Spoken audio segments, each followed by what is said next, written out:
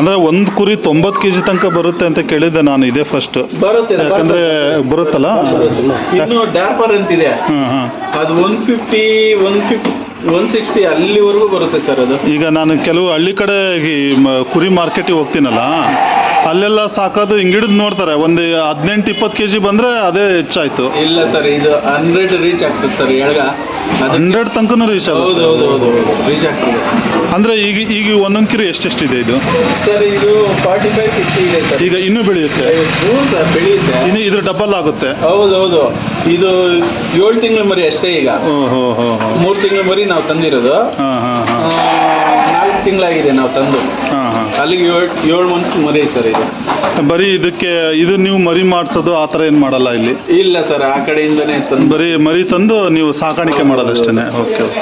ಬಿಸಿಲಲ್ಲಿ ಕರ್ಕೊಂಡೋಗಿಲ್ಲ ಅಂದ್ರೆ vitamin D ಕೊರತೆ ಆಗ್ತದೆ, ಕಾಲೆಲ್ಲ ಹಿಂಗ್ ಬೆಂಡಾಗ್ಬಿಡ್ತದೆ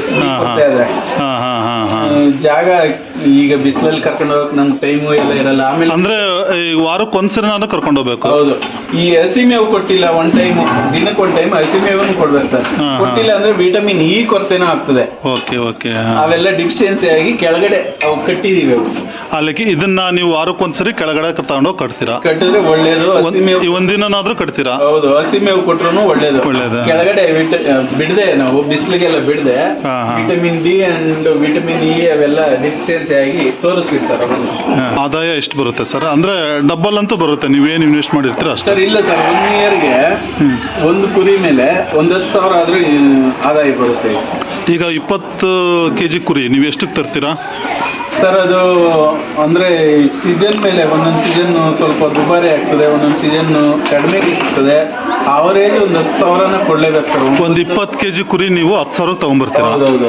ಅದನ್ನ ನೀವು ಒಂದು ವರ್ಷ ಸಾಕಿ ಮಾರಿದ್ರೆ ಒಂದು ಸರ್ 35,000 40,000ವರೆಗೂ ಬಕ್ರೀದಲ್ಲಿ ಮಾತ್ರ ಮಾರ್ಬೋದು. ಮಾಮೂಲಿ ಟೈಮ್ ಮಾರ್ತೀನಿ ಅಂದ್ರೆ ಅಷ್ಟಕ್ಕೆ ಹೋಗಲ್ಲ ಸರ್ ಇದು. ಅಲ್ಲ, ಮಾಂಸದ ರೇಟ್ ಯಾವಾಗಲೂ ಅಷ್ಟೇ ಇರುತ್ತಲ್ಲ? ಇರುತ್ತೆ. ಅವ್ರಿಗೆ ಆದಾಯ ಎಲ್ಲ ಖರ್ಚು ಎಲ್ಲ ತೆಗೆದು ಅವ್ರಿಗೂ ಲಾಭ ತೆಗೆದು ಅವರು ತಗೊಳ್ಳೋದು ಸರ್. ಅವರು ಈಗ 800 ರೂಪಾಯಿ ಮಾರ್ಕೆಟಲ್ಲಿ 1 kg ಮಾಂಸ ಮಾರ್ತಾರೆ ಸರ್. ಹೌದು. ಈಗ ನೀವು 40 kg ನಮ್ಮ ಹತ್ರ ಹೆಂಗ್ ತಗೊಂತಾರೆ ಗೊತ್ತಾ ಸರ್? ಇದು 700 ರೂಪಾಯಿಗೆ ತಗೊಂತಾರೆ. ಅಂದ್ರೆ ಈಗ ಚರ್ಮ ಇಲ್ಲ, ಅದರಲ್ಲಿ ಬೋಟಿ ಇರಲ್ಲ, ತಲೆ ಕಾಲ್ದು ಅದೆಲ್ಲ ತೆಗೆದ್ಬಿಟ್ಟು ಬರೀ ಮಾಂಸದ ಲೆಕ್ಕಾಚಾರ ಮಾಡಿ ಅವ್ರು ಕೊಂಡ್ಕೊಳ್ಳೋದು. 700 ರೂಪಾಯಿ ತಗೊಂತಾರೆ. ಅವ್ರು 800 750 ಆ ಥರ ಎಲ್ಲ ಮಾಡ್ತಾರೆ ಸರ್.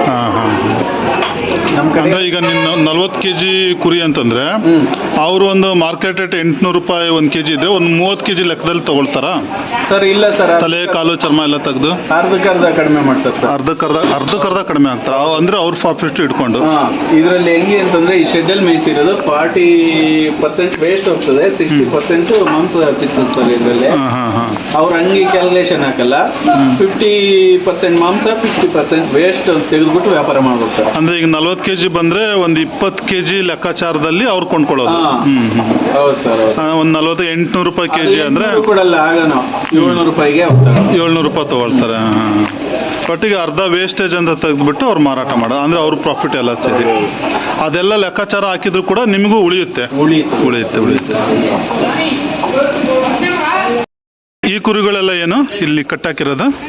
ಅದೇ sir, vitamin E and D ಕೊರತೆಯಿಂದ ಕಾಲೆಲ್ಲ ಕುಂಟು ಆ ಥರ ಎಲ್ಲ ಡಿಸೀಸ್ ಬಂದು ಬಿಸಿಲು ಅಂದ್ರೆ ನೆರಳಲ್ಲಿ ಅಲ್ಲಿ ಕಟ್ಟಿದ್ಕೆ ಹಿಂಗಾಗಿರೋದಾ? ಹೌದು ಸರ್, ಹೌದು. ಅದು ಕಾಲು ಬೆಂಡು, ಇದು ಕಾಲು ಬೆಂಡ್ ಆಗಿದೆ, ಕಾಲು ಕುಂಟು. ಅಂದ್ರೆ ತುಂಬಾ ನೆರಳಲ್ಲಿ ಕಟ್ಟಿದ್ರೆ ಈ ತರದ ಕಾಯಿಲೆಗಳು ಬರುತ್ತೆ. ಮತ್ತೆ ನೀವು ಇಷ್ಟು ಬರುತ್ತೆ ಅಂತ ಗೊತ್ತಿರೋ ಯಾಕೆ ನೆರಳಲ್ಲಿ ಕಟ್ಟಲ್ಲ, ಅಲ್ಲಿ ಬಿಸಿಲಲ್ಲಿ ಕಟ್ಟಲ್ಲ? ನಮ್ಗೆ ಟೈಮ್ ಶಾರ್ಟೇಜ್ ಆಗಿ ಸರ್. ಎಲ್ಲದು ಸರ್, ಅದು ಕಾಲು ಕುಂಟು.